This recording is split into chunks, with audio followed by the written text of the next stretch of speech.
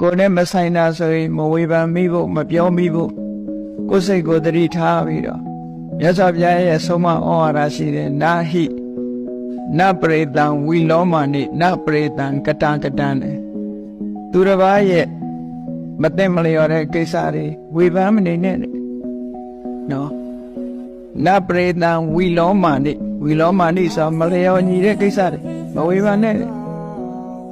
ကတကတံလောက်တာမလောက်တာတွေတော့ဝေဖန်မနေနဲ့ဒီလိုဆိုလို့ရတယ်နော်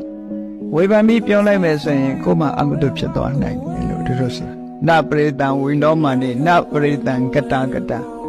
အတ္တနောဝအဝိခေယကိုယ့်ကိုယ်ပဲချီလူတွေကသူများဝေဖန်လိုက်တယ်ဆိုရင်သူများဝေဖန်တဲ့စိတ်ကိုတော့ကောင်းတဲ့စိတ်လို့သွားထင်နေတာအဲ့ဒါကမကောင်းတဲ့စိတ်ဖြစ်သွား